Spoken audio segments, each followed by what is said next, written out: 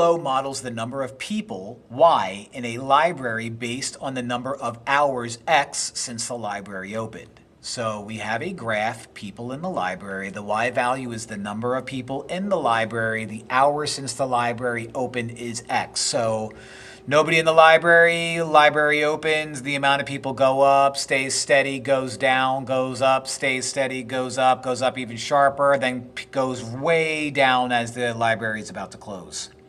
Between which two consecutive hours since the library opened does the number of people in the library increase the most? So what I need is the largest slope. So let's take a look at our 4 options and find the slope for each of our 4 options. Between 3 and 4 hours. Between 3 and 4 hours has a slope of up 1, 2, 3 over 1. So my slope for A is 3 over 1, which is 3. B suggests between 4 and 5 hours.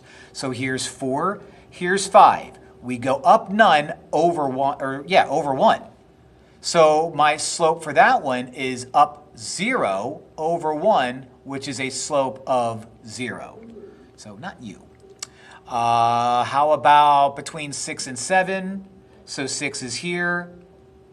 7 is here, so that's going to be up 1, 2, 3, 4, 5 over 1. So C is 5 over 1, which is 5. So far, that is our largest increase. And between 7 and 8 is not even an increase. Between 7 and 8, you're going down. So that is a negative slope of negative 1, 2, 3 over 1. So that's negative 3 over 1, which is negative 3. So the largest increase is going to be between 6 and 7, which gave us a slope of 5, and 5 is bigger than all of those other numbers. That is your answer.